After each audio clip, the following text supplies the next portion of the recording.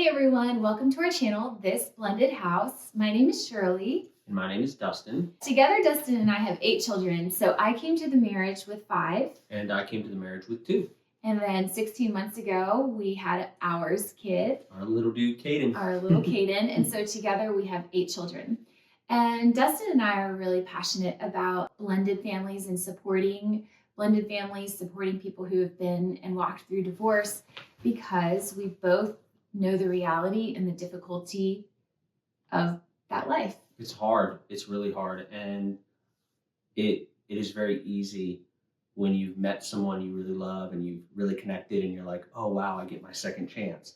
It's really easy to get caught up in the beauty of that second chance. When the reality is, as that beauty is there, the truth is it's going to be very hard. Because that beauty ultimately, no matter how you paint it, twist it, that beauty was always born out of brokenness. Right. And it's that brokenness that is always going to be the hurdle that you're constantly trying. It's going to be a constant undercurrent to your life. It is. When you have it, especially when you have is. kids. It just is, yeah. And that's actually something we talk about. Is he's a little bit farther along in the journey than I am.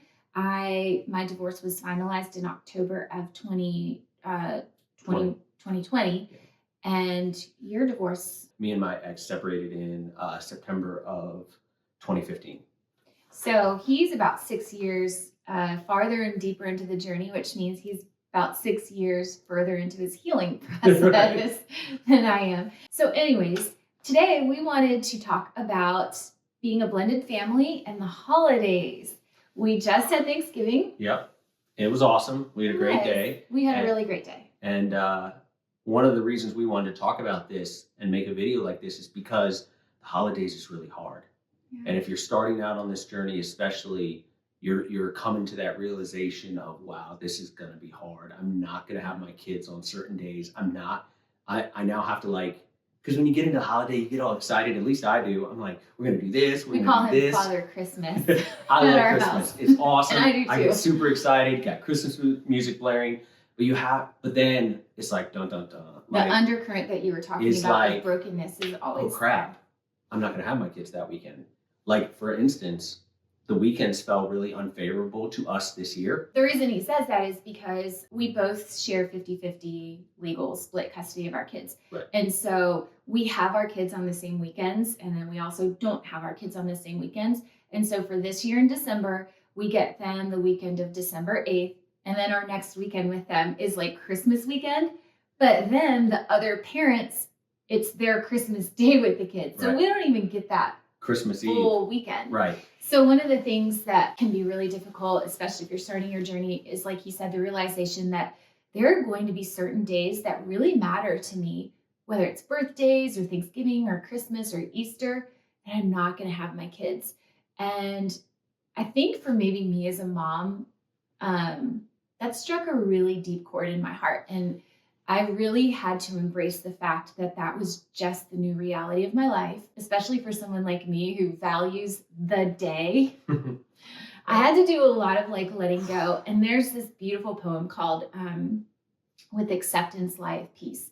And I've had to do a lot of self-talking and realizing that if I can just accept what my circumstances are, stop fighting against it, stop kicking against it, throwing a tantrum about it, that more peace will enter my life and will enter our home if I can just accept the reality of what our family life looks like. And I think it's really important to understand that it's a journey. If you're newer to this, always want to speak to those because it is so hard and it's going to take time. So yeah, we're talking about, just accept it and whatnot. And that is true. That is the truth. That is the path to peace. That's the goal. That's the goal. But you're going to have hard days. You're going to have great days, but you're going to have really hard days. Coming to grips with this. An example of that is Christmas of 2021. Our first Christmas together. First. Right after we got married in September. Let's go into what our schedule is before we talk about Christmas of 2021. Yeah, right. Okay. So the way it works for my ex and I is we alternate Christmas Eve, and whoever's Christmas Eve it is gets the children that day at 4:00. until 6 o'clock on Christmas Day. Right. Then at 6 o'clock on Christmas Day, the transition happens, and the other parent gets the kids from 6 o'clock Christmas Day until I think like 6 o'clock The next day, next the day. 26th. Yeah.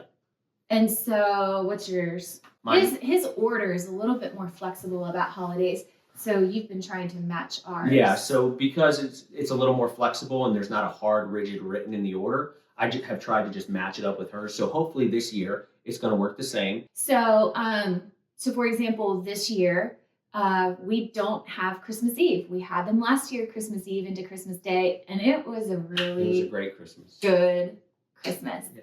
We had an incredible Christmas last year. And so this year it lands that we do not have the children on Christmas Eve. We'll just have our little ours guy. Our little dude. We're trying to figure out like what that looks like. And we don't know because this is his first.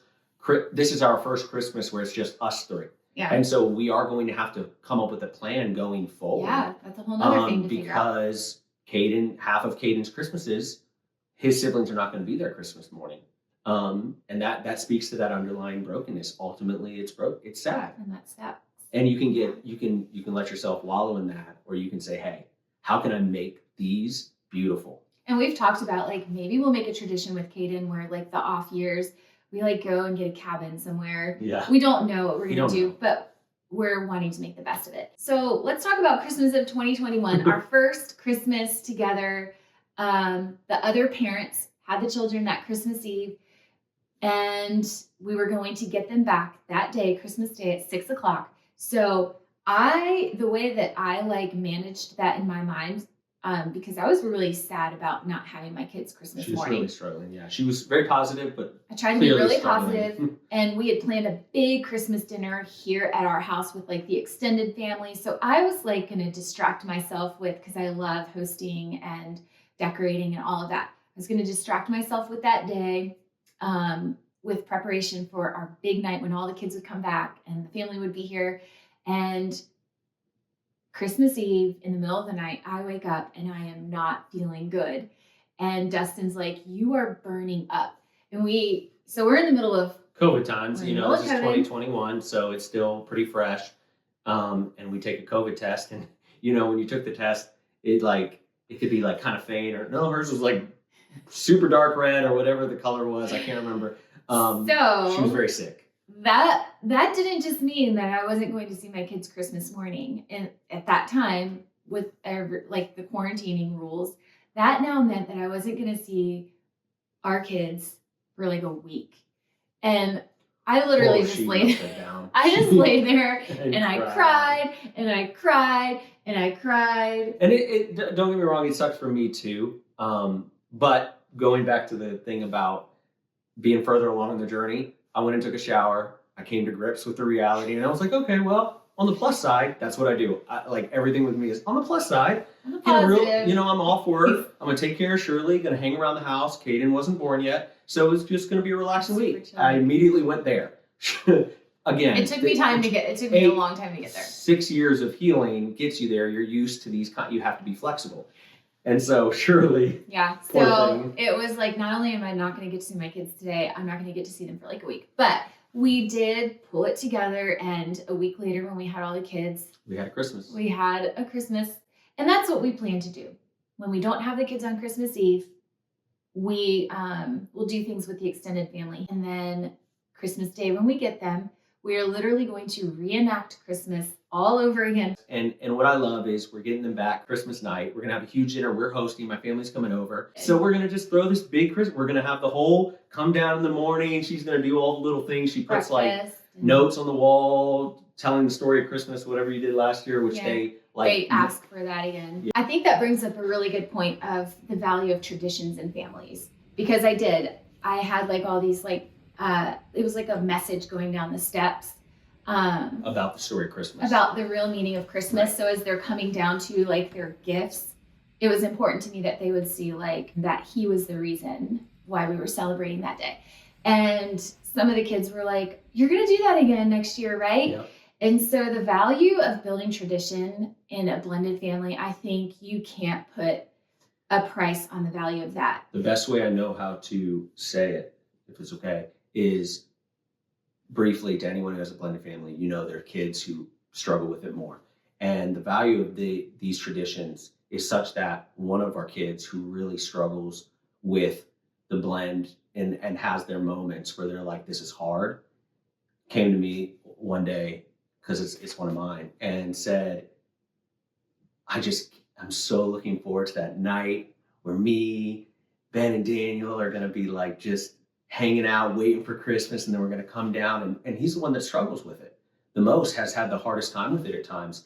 But he's also the kid that said, I want to do Christmas right at your house again this year. Right. Christmas Eve night. Because, and I think that's the way to handle the reality, is make your time a time of joy and passion. Whatever happens that you don't like internally, take a step back and go, okay, I can't control that. So what can I control? And with that, I am going to make it the freaking best it can be. And another tradition that we did that we can share is we got the kids these stockings with like pockets that have their initial. They love this. They talk about it too. They come downstairs, and every kid, so we have 8 kids, there are 8 different piles, and every kid had their own wrapping paper.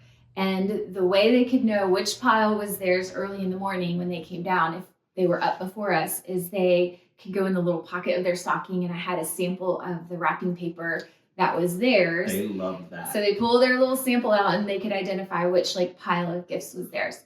And so I think Dustin and I, and even our counselor, has really pushed us to, have you guys been making traditions? Right. And that was something that came really naturally and easily to us, even before our counselor. Because we're passionate about it. We're passionate about our children. There's brokenness, but we love being parents, man. We love these little lives that we get to help them make their memories that define the rest of their life. I mean, we all know, we look back to our childhood, and those are some of the most beautiful moments. And you can either sit in the hard or go, how can I give them the same kind of memories that I had? Yeah, and we don't take lightly the fact that we realize this is our kids, because our exes aren't, well, yours got remarried. Right. But then she's like not with him anymore, and my ex isn't remarried. And eventually they both probably will move on and do that. But for right now, in these years of our kids' lives, we don't take lightly the fact that this is everyone. Dustin and I's chance, their chance at living in a home that has a mom and a dad and kids in it. And so we feel the weight of that, and we feel the joy of that, and we feel just everything that comes with that. There's a lot to that. Another tradition that we do is monkey bread on Thanksgiving morning. We have a big Thanksgiving morning breakfast because, going back to schedules, Shirley's is a little bit more unique.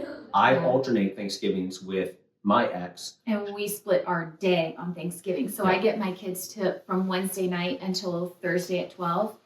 And then my ex gets them Thursday till Friday. And that's every Thanksgiving for them. Yeah. So what we do, and have tried to make that morning special, is we do a huge Thanksgiving brunch, 5 kernels of corn on their plate, symbolizing the rations the Pilgrims had on their first cold hard winter. We talk about the 5 things that we're grateful for, and I make monkey bread, and the kids ask for it. We watch the Thanksgiving parade. This year, we might start a new tradition because we did it and the kids loved it. They go outside and play football. We have so many kids. There's enough to and I love to have 2 teams outside. I love football. And we have a whole little. We don't need neighbors. We don't need anyone. We have a whole little. Yeah, our neighbor came out and they were like, "You guys have your own teams." So it was a beautiful morning for us. And then the kids left. And just had to make the most of it. So we just wanted to get on here today and just really encourage, because that's our heart and that's where our passion lies, is to encourage families that are blending, because we know, oh my gosh, we know the kind of support that you need, and you need to know that you're not alone in the good, and that you're not alone in the bad and in the hard. Yeah. And if you're watching this right now, and this is like your first season doing something like this, I just want to affirm that those tears you shed in the quiet moments where you're just with yourself, others have been there. Too. I was there, on my knees, just crying, because this wasn't what I pictured. This wasn't the life that I wanted. And so for you right now that stumbled on this video, if you're in that place, just know that there is beauty ahead. There is hope ahead. This is a season of hope. And And these situations in this season can make this season a season of intense depression. It's why statistically it's so hard. So if you're in a moment like this and you stumbled on this video, just believe me when I say I lost everything. I lost my house, my home, my kids, my money, everything. And here I am today. And if you had told me in those moments that I would be here today, I would not have believed you. So if you're watching this and you're in that moment, I promise you, Keep going. keep going, because it does come to an end.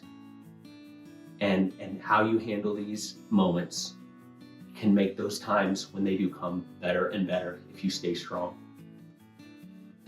So I think our heart is always to be authentic and vulnerable and also life-giving and hope-bringing. So never want to negate the hard, but there are also really beautiful moments with them. I'm very thankful for my life. I am very blessed by my life, and doesn't mean that the hard's not there. The beauty is what I value and what I focus on. And reach out to us in the comments if you need any support or anyone to chat with, or I don't know, we just want to be a sounding board and a listening ear, maybe a shoulder to help carry the burden, because it's heavy at times. And so if our channel can just be a small space of grace, of encouragement for you, then that would be our hope. And so I hope we can bring more of these to you. I'm starting to realize that done is better than perfect. We realized we're just going to have a theme and talk about it without prepping for it, because we just don't have the capacity or time in our Just lives. not enough time in the day. So if you've enjoyed this video, let us know in the comments below, and maybe we'll just keep doing this style of thing where we just have a theme and we just talk, because I think time-wise that's what works best for us. Yep. So thanks for joining us today at this splendid house, and hopefully we'll be back sooner than later talking with you guys some more. Absolutely. Have a great day, y'all. Merry Merry Christmas. Bye.